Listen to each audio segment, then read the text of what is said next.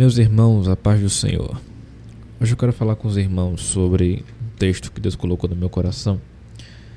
Quero falar com vocês hoje sobre o perfil da igreja primitiva. Mais uma vez esse episódio, o segundo episódio da nossa série Bíblia em Casa. É uma série de estudos bíblicos, sermões para você ouvir aí, tá bom? Na sua casa, onde você estiver, com o propósito de edificar a vida dos irmãos. Meus irmãos, eu quero falar hoje nesse tema baseado no texto de Atos capítulo 2, versículo 42 ao 47. Assim diz a palavra a seguir. E perseveraram na doutrina dos apóstolos e na comunhão e no partir do pão e nas orações. Em cada alma havia temor e muito prodígios e sinais eram feitos por intermédio dos apóstolos. Todos os que creram estavam juntos e tinham tudo em comum. Vendiam as suas propriedades e bens, distribuindo o produto entre todos, à medida que alguém tinha necessidade. Diariamente perseveravam, unânimes no templo.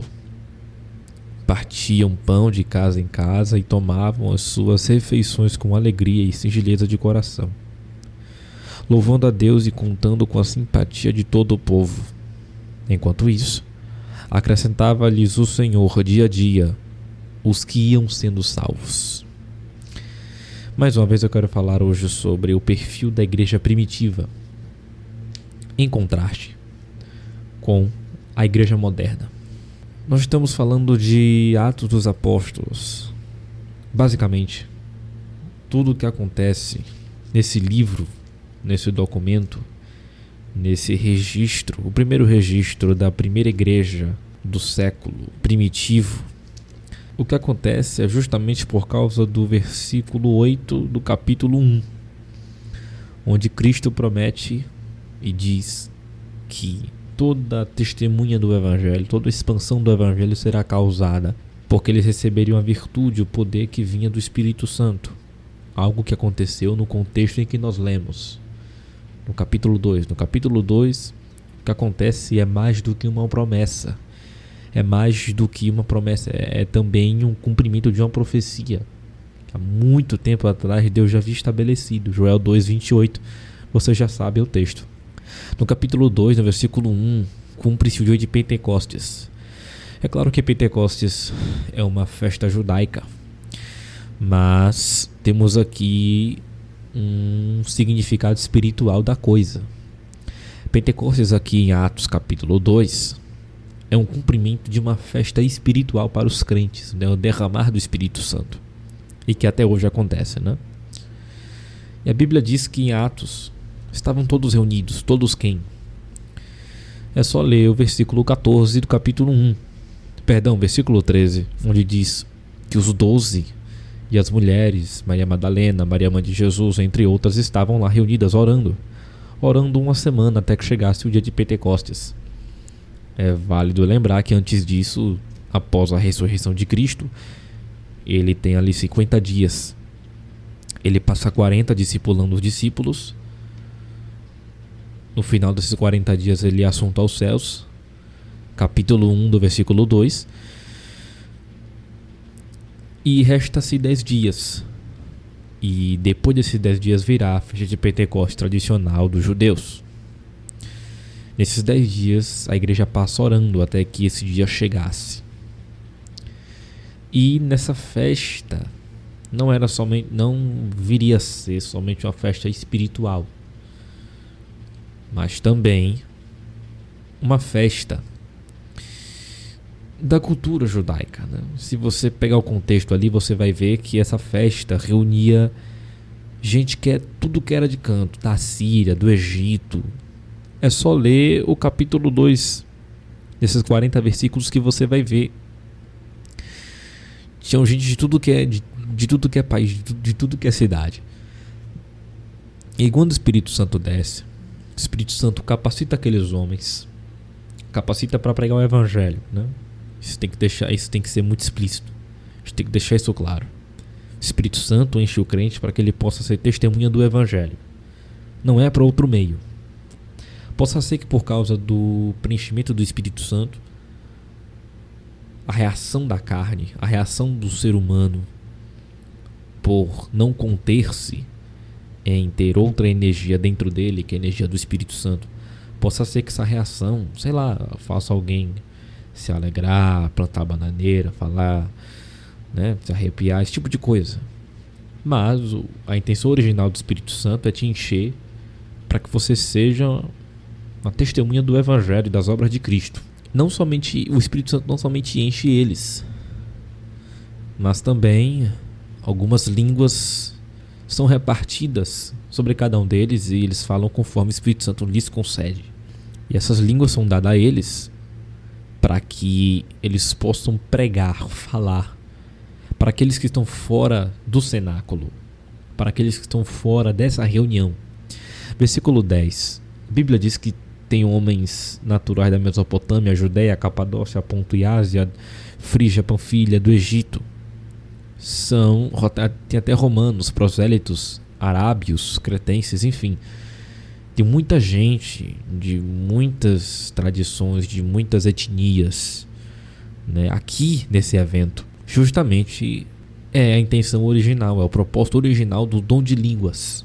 É fazer com que todos os que ainda não ouviram o Evangelho ouçam.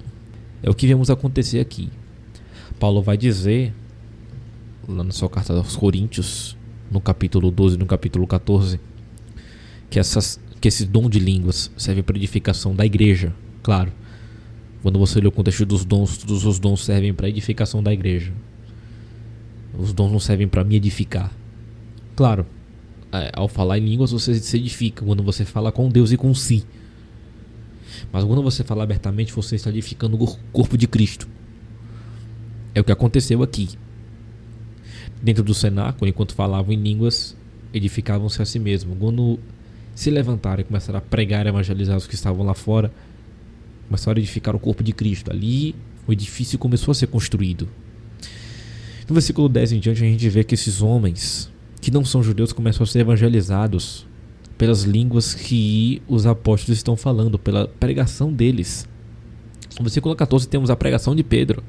Pedro começa a pregar o evangelho praticamente. E você percebe que a pregação de Pedro é um evangelho simples, é uma mensagem simples, qualquer pessoa consegue entender. Você percebe que o sermão de Pedro é um sermão que até gente que não é da raça dele, não sei se seria o termo apropriado, você percebe que até gente que não é da etnia dele, da cultura dele, consegue entender o que ele está pregando. Por quê? Porque a mensagem do evangelho tem que ser simples. A mensagem da cruz é uma mensagem simples. E aí Pedro começa a falar sobre João 2,28, começa a falar sobre a exaltação de Deus, que Jesus veio, foi crucificado, rejeitado, e etc. No final, o que acontece é que aqui não é o pregador que faz o apelo, é ao contrário. É o pecador que faz o apelo pro pregador. É tipo assim, eles não vão esperar Pedro convidar eles a aceitar o Cristo que ele está pregando. O que acontece aqui é que quem está ouvindo o sermão, os pecadores vão perguntar para Pedro como é que faz para se juntar a esse grupo, a essa equipe. Como é que faz para servir esse Cristo? Isso é muito interessante porque esse é o poder de uma mensagem fervorosa e cristocêntrica. Não precisa o pregador se esforçar tanto porque a mensagem vai estar tão calorosa e o pecador está tão sedento que ele mesmo vai se dispor a aceitar esse Cristo. E eu quero falar com vocês hoje. Eu dei todo esse contexto para que você entenda onde eu quero chegar. Vem novos convertidos, o velho discipulado, e eu acho interessante como é o perfil do discipulado, como era o perfil dos irmãos daquela época.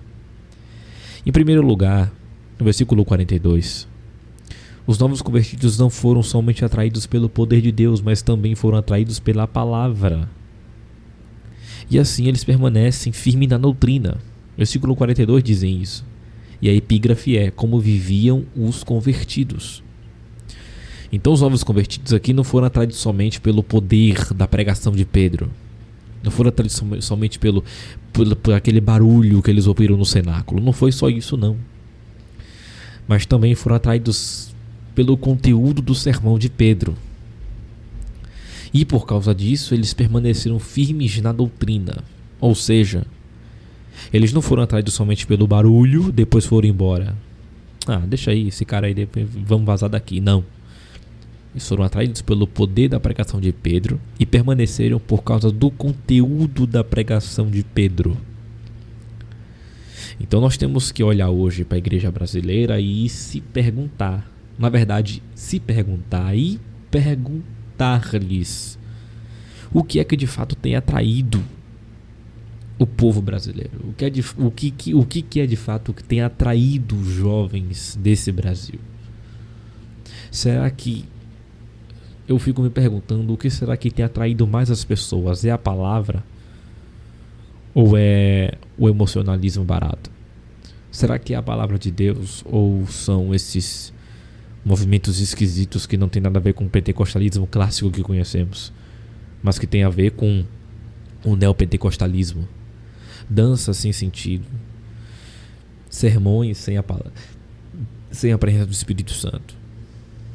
Esse tipo de coisa, esse marketing com a tentativa de abençoar a vida de alguém, sabe? Esse tipo de coisas que não tem respaldo no Novo Testamento nem na Bíblia Sagrada inteira. Infelizmente, nós podemos falar de muitas realidades de muitas igrejas afora do mundo. Nós poderíamos falar da realidade da igreja na Europa, na América, na Ásia, mas o contexto aqui é o Brasil. Infelizmente, a igreja brasileira está entrando em um declínio espiritual, moral e ético e doutrinário. E facilmente os reformados e outras classes evangelicais confundem o pentecostalismo clássico com o neopentecostalismo. Por que isso acontece? Porque facilmente... Por que facilmente eles conseguem confundir o neopentecostalismo, essa bagunça, entre aspas, pentecostal, com o nosso pentecostalismo clássico? Porque, primeiramente, os pentecostais clássicos não estão se erguendo em pé como Pedro fez para marcar sua identidade e pregar o que deveria pregar. Em segundo lugar, estão confundindo o neopentecostalismo com o pentecostalismo. Estão confundindo o pentecostalismo com o neopentecostalismo porque o pentecostalismo também tem deixado sua identidade. Essa é a verdade. Infelizmente, muitas pessoas se dizem pentecostais, mas estão migrando para os atos neopentecostais, adotando costumes que não são do nosso perfil, que não são do nosso papel. E se tem uma igreja que é conhecida pela sua tradição pentecostal no Brasil, é a Assembleia de Deus. Eu faço parte dela, minha família faz parte dela. Acredito que quem está ouvindo também faça parte. A maior parte do meu público que me ouve, que me acompanha, é assembleano ou pentecostal, né? Sem ser da Assembleia de Deus. E nós percebemos que nesse quesito de irmãos que se identificavam com pentecostais, se olharmos para 30 anos atrás, 20 anos atrás, alguns irmãos não tinham os costumes que têm hoje. Alguns deles estão migrando para o costume de pensar que o Espírito Santo só está presente se tiver uma atabaca, aqueles tambores no meio do culto. Tem gente que se diz pentecostal, mas está utilizando tradições e costumes e roupas judaicas, talite no pescoço, tem bandeira de Israel na igreja, Arca da Aliança como símbolo de culto. Se lermos Hebreus, isso aí está descartável. Enfim, facilmente quem está de fora confunde o neopentecostalismo com o pentecostalismo. E essa não é nossa identidade, né? Isso não é. Então a igreja brasileira, muitos, infelizmente, não são atraídos pela palavra, são atraídos pelo fogo estranho, pelo show, pela comédia que é produzida, pelo entretenimento barato. E infelizmente não são as ovelhas que se alimentam com isso, que se edificam. Pelo contrário, são os bodes que são entretidos com isso. E é uma realidade triste. Nós temos que voltar às nossas origens, temos que voltar, né, fazer assim como Jesus fez com a igreja lá de de Éfeso. Voltar ao primeiro amor. Então temos que deixar essas coisas e voltar a ser atraídos pela palavra e permanecer firme na doutrina, na palavra. E esse permanecer firme na doutrina aqui, o que é isso? Basicamente, Jesus passou os seus ensinamentos, sua doutrina aos apóstolos. E os apóstolos nos passou isso através de suas cartas, suas pregações, tradição oral, enfim. E nós temos que dar menos ouvidos aos sensacionalismos, às emoções, aos movimentos, né? aos fogos estranhos. E nós temos que dar mais valor e ser mais atraídos pela palavra, porque é a palavra que salva, que batiza, que cura, vivifica, ressuscita, tira o homem do pecado. É a palavra, gente, não é mais nada. Tem gente que só se diz pentecostal quando toca o playback, quando toca a bateria, quando vem alguém de fora. Não. Você é pentecostal por causa de Atos 2. E em Atos 2 a palavra foi pregada. E os meus irmãos de Atos capítulo 2, os novos convertidos, se permaneceram firmes na igreja, com a igreja de Atos, por causa da palavra. É o texto que está dizendo isso. Então eles foram atraídos pelo poder de Deus. Sim, eu concordo, somos pentecostais, Deus ainda fala, Deus ainda faz, ainda batiza. E é lindo quando a glória de Deus desce. Mas eles não foram somente atraídos pelo poder, mas também pela palavra de Deus. Veja bem 1 Coríntios 3. Olha o que Paulo fala para os irmãos de Corinto. Irmãos, não lhes pude falar como espirituais, mas como a carnais, como a crianças em Cristo. Dei-lhes leite, não alimento sólido, pois vocês não estavam em condições de recebê-lo. De fato, vocês ainda não estão em condições.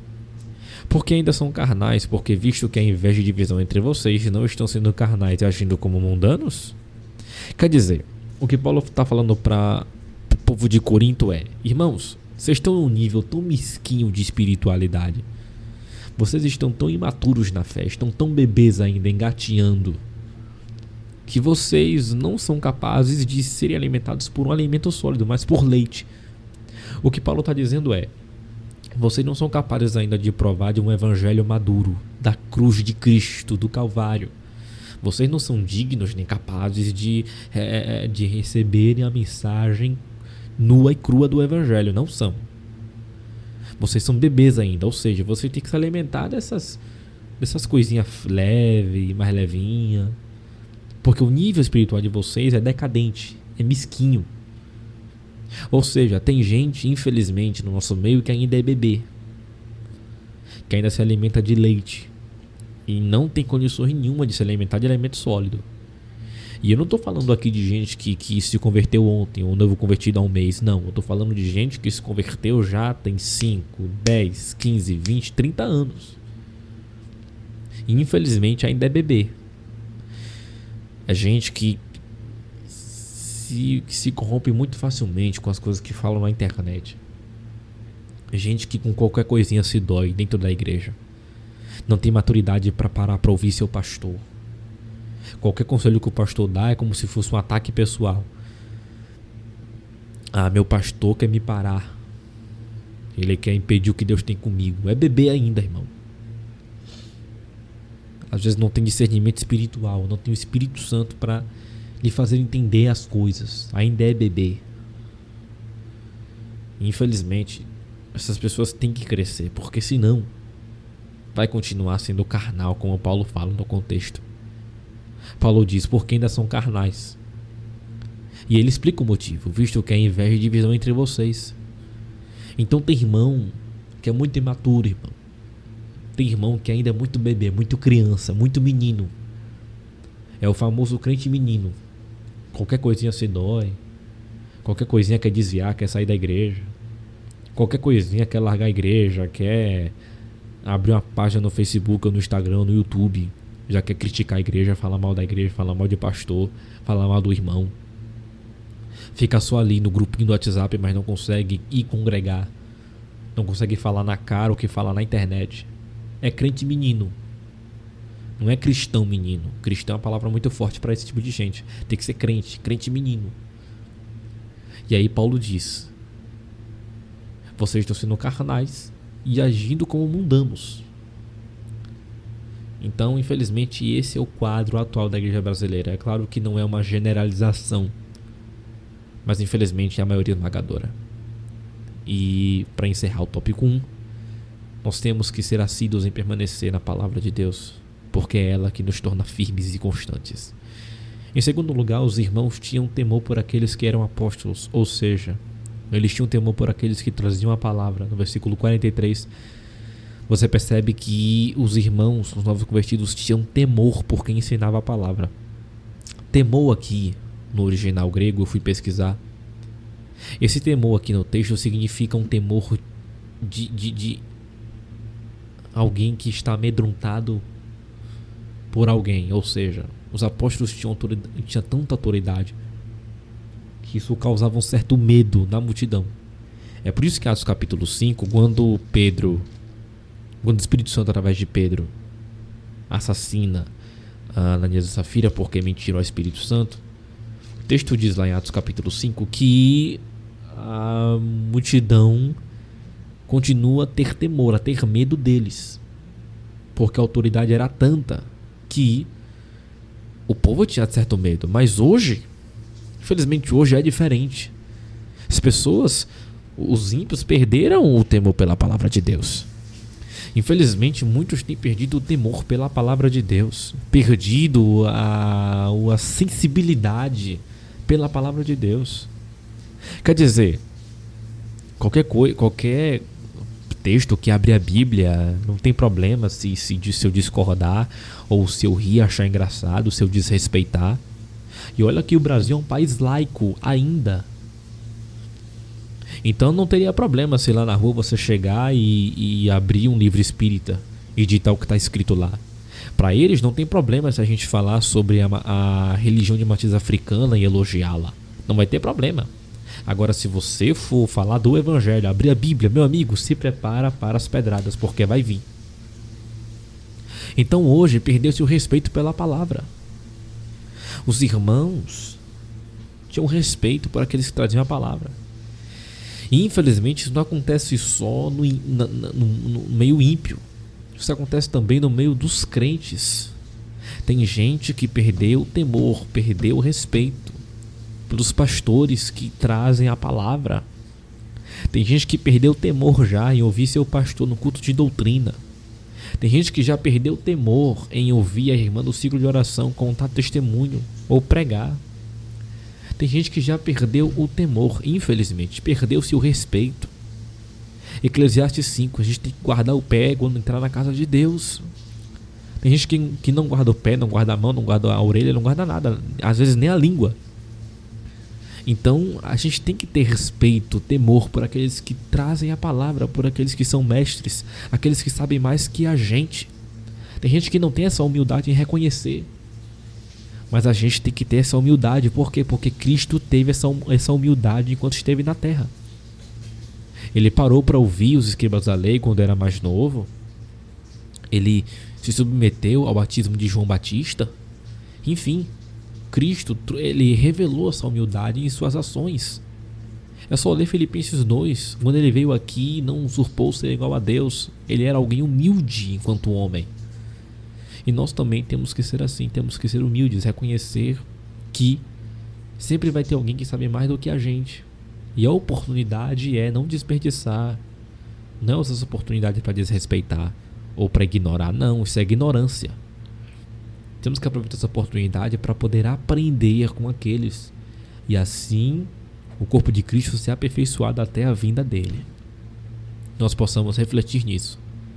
Em terceiro lugar, os irmãos tinham comunhão uns com os outros. Ou seja, não faziam divisões entre si. Versículo 44. Olha o que o texto diz. Todos os que creram estavam juntos e tinham tudo em comum. Os irmãos na igreja primitiva, eles tinham comunhão uns com os outros. Eles não tinham divisões entre si. Não tinham. Já o que é diferente de hoje em dia. Tem muita gente que infelizmente não consegue ter comunhão com o outro dentro do corpo de Cristo.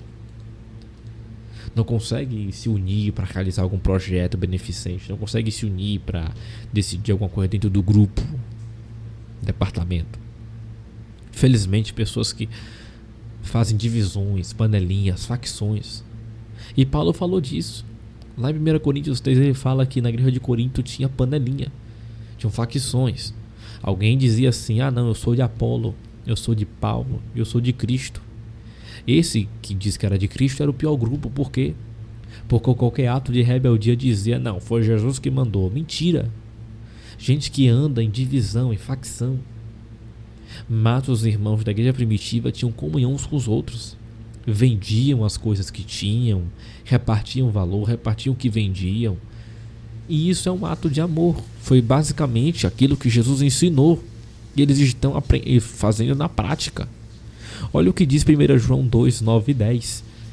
Quem afirma estar na luz, mas odeia seu irmão, continua nas trevas.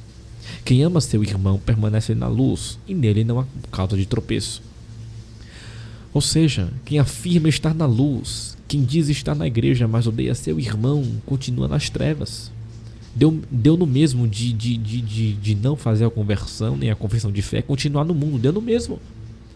De dizer que está na igreja, cantando no grupo, fazendo isso e aquilo, mas odeia seu irmão, seu próximo. Continua nas trevas. E não sei o que estou dizendo, é o próprio João, o apóstolo do amor. Olha o que diz o 10. Quem ama seu irmão permanece na luz, e nele não há causa de tropeço. Ou seja, quem afirma estar na luz e prova isso e ama seu irmão permanece na luz. E nele não há causa de tropeço, ou seja, nele não há escândalo. E nós não podemos ser pedra de tropeço para alguém. Não podemos. Nós temos que ser uma mão que se estende para ajudar alguém. Olha que Pedro e João, em Atos capítulo 3, eles estavam indo orar no templo. Nesse ato de orar, nesse ato de ir para a igreja orar, eles encontram um mendigo, um coxo na porta do templo. E eles poderiam fazer que nem alguns religiosos fazem hoje. Eles estão a caminho da igreja, encontram alguém necessitado no caminho e ignoram. Claro, para que se importar? Tem carro do bom, tem roupa da bom, tem bíblia de luxo, gravatinha de luxo. Para que vai se importar com quem passa necessidade a caminho da igreja?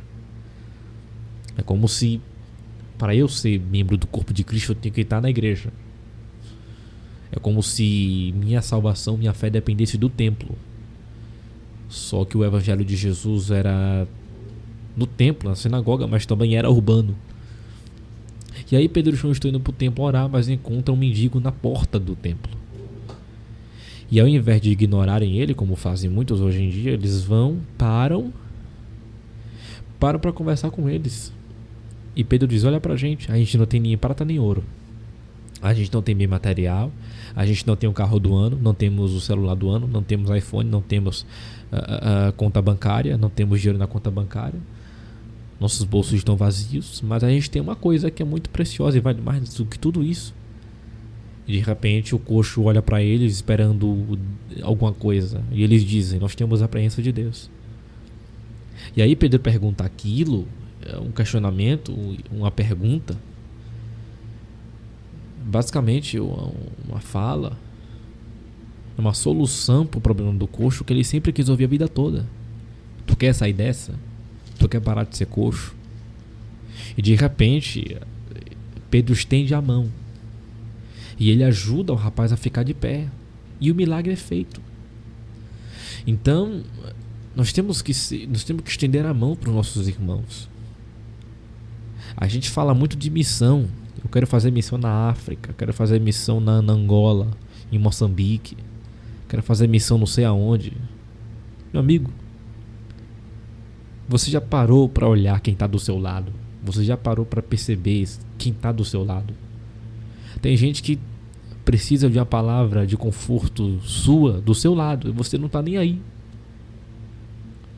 Você está lá de forma hipócrita no culto de missão, mas você não está nem aí para quem perdeu a fé do seu lado, para quem se desviou do seu lado, para quem está em casa trancado no quarto do seu lado. Você não está nem aí, porque você pensa que fazer missão é sair da sua igreja, sair do país, fazer as malinhas e evangelizar os africanos. Só que tem gente do seu lado, da sua gente, do seu povo do seu lado, que perdeu a fé, que perdeu a comunhão, e você não tá nem aí. Porque você pensa que missão é isso. Missão não é isso. Missão é também fazer missão com aqueles que estão ao meu redor, ao meu lado. Tem gente que é hipócrita, fala de missão, mas não faz missão para aqueles que são do seu meio. Então é hora da igreja brasileira atentar, abrir os olhos. E esse não é um clamor, não é um sermão que vem só de mim. Muitos pregadores e irmãos que estão percebendo isso, trazendo esse sermão de avivamento, estão percebendo isso. E se a igreja brasileira não tomar uma decisão, se ela não voltar ao primeiro amor, se a igreja brasileira moderna não rever seus preceitos, se ela não rever seus conceitos, se ela não trazer de volta a essência da doutrina da palavra de Deus, felizmente eu não sei o que será da igreja brasileira. O que será é que daqui a 10, 20 anos, se o quadro não mudar, nós teremos crentes mais do que meninos, teremos crentes carnais mundanos. Serão lobos em peles de cordeiro, serão joios em aparência de trigo. E esse quadro tem que mudar. Eu me lembro agora da frase de Jesus que ele diz assim: quando o Filho do Homem voltar, achará fé na terra? Eu espero que ele encontre quando ele voltar. Se não, eu não sei se a igreja toda subirá. Eu acho que subirá um povo dentro de um povo, para ser bem sincero. Então é isso, que possamos refletir no perfil da igreja primitiva e orar para que o Espírito Santo nos faça ser constantes e firmes na palavra de Deus, porque ela é que nos mantém de pé. Se você foi edificado por essa palavra, peço humildemente que divulgue, compartilhe, mande aí no seu status, no grupo, né, seus irmãos, compartilhe nas redes sociais, que eu sei que assim como você foi avivado por essa palavra e despertado, outros também irão se despertar. Mais uma vez, terminamos mais um episódio. Aguardo você no próximo. Que Deus te abençoe.